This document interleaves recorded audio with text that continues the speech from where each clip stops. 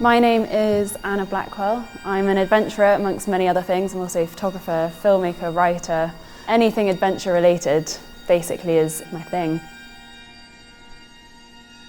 I'm from Oxford originally. I grew up a few miles outside the city centre, but I'm actually half Swedish, and I had all of my summers growing up in Sweden, and that really factors into my attitude towards spending time in the natural world and the adventures that I do now.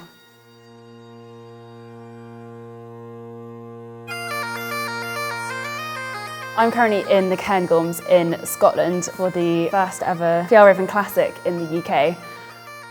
The Fjällräven Classic is a trekking event that Fjällräven have been organising for years, and it's basically just a way to introduce people to the world of trekking and nature. Going out into the outdoors for a couple of days, carrying everything you need, pitching a tent, cooking your own dinner, but with enough support that it makes it a really accessible and friendly event. There's a real sense of excitement at the start line. Everyone's gathered there. People are a little bit nervous as well. You don't quite know what's going to happen in the next couple of days. There's a sense of excitement and uncertainty. The first day was beautiful and varied. You know, we were trekking along a road through the woods out of the estate. And before long, the landscape just opened up and it felt like you were starting to get into the wild. This trip was extra special for me because I got to bring my best friend ever with me, Bilbo, my dog, my wonderful, wonderful dog. He has loved being out and about, getting to meet so many people. I don't think he's ever been cuddled so much in his life. You could just see the happiness on his face. It didn't take long before it felt like we were really walking into the heart of the mountains. You know, we left behind the paved track, and soon we were picking our way across stones and having to take boots off to cross rivers, and we're up to our knees, and you really feel like you're starting to get into a wild place, away from civilization, away from the comforts of day-to-day life. And you're pushed, you know, you're having to tackle these things.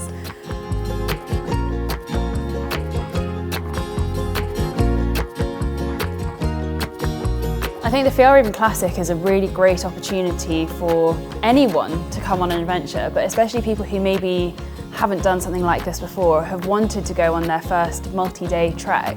I'd recommend it to anyone, regardless of your level of experience. I get so much from the landscape, the beauty of where I am, getting to experience somewhere new and getting to share it with other people as well.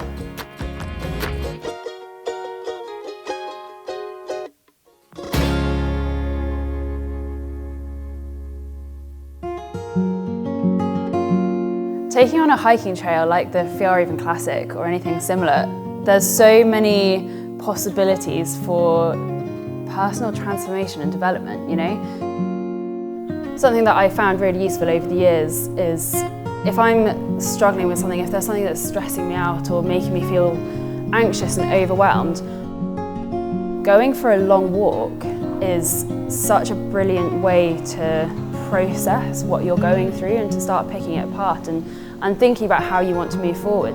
If you just give yourself that freedom to let your brain tick something over, you will gain a new perspective, or you'll be able to understand the situation better, or just make peace with it. Sometimes it's not about fixing things, it's just about coming to that point of acceptance. Putting one foot in front of the other, you'll be able to get there.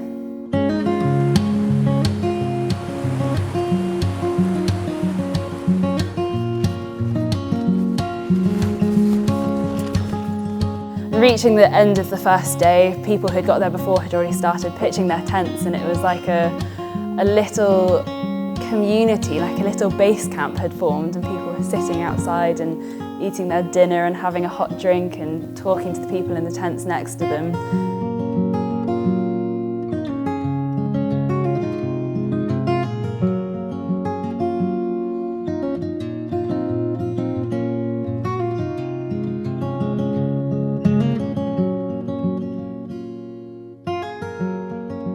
It's really special getting to share this sort of experience with a dog, because the sense of trust that he has in me, he knew that his job was to trek through the mountains with me.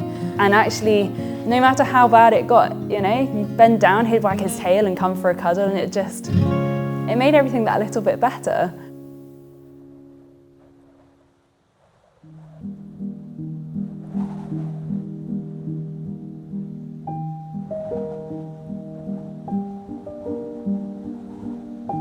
The next morning, the weather had changed a little bit. The cloud had descended during the night.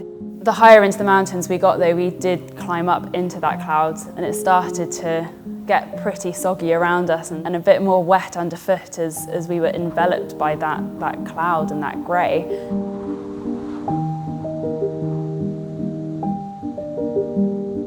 But before long, you're dropping down below that cloud and out of the wind, and just the expansive view ahead of you could see for miles and miles. And then we were down in the woods, and it was peaceful and calm, and there was a gentle breeze and the sunlight coming down through the leaves and just creating this beautiful dappled effect on the ground.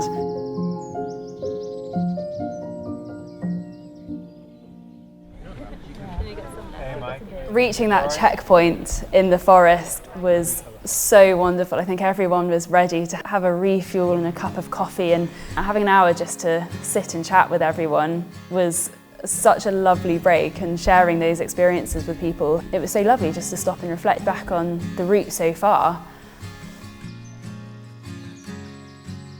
By the end of the day, it looked like the weather was going to be closing in that evening, so everyone took the decision to pitch tents at the bottom of the hillside, protected from the wind and the potential snow that was on its way. Being greeted by the friendly faces of the volunteers at the checkpoint that evening, who had quite a good supply of whiskey and iron brew, was exactly the morale boost that people needed before a potentially challenging night in the cold and the wind.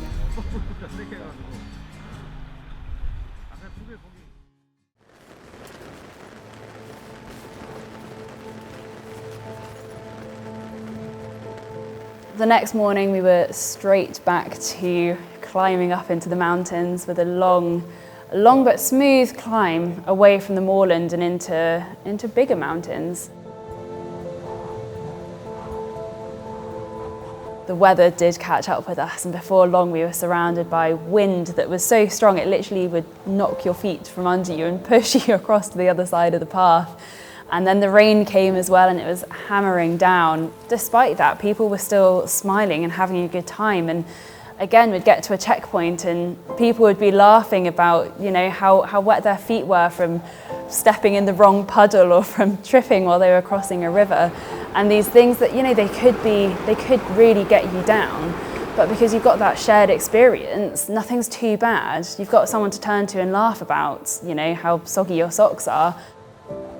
I do so many of my adventures by myself that it felt really special, I guess, to actually share this with other people and to get to trek alongside people who have been friends for years and to make new friends as well. To share the highs and the lows with other people, it creates such a fantastic bond, and that friendship that you get from sharing those moments is like no other.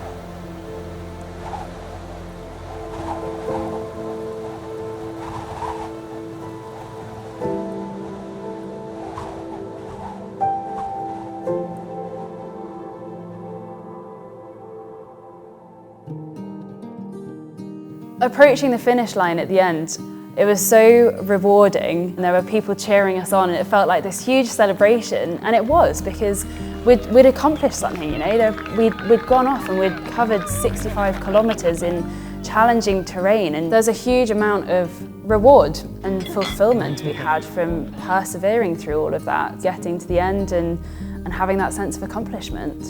Congratulations. Thank you so much. Your medal. Oh, amazing. And your badge.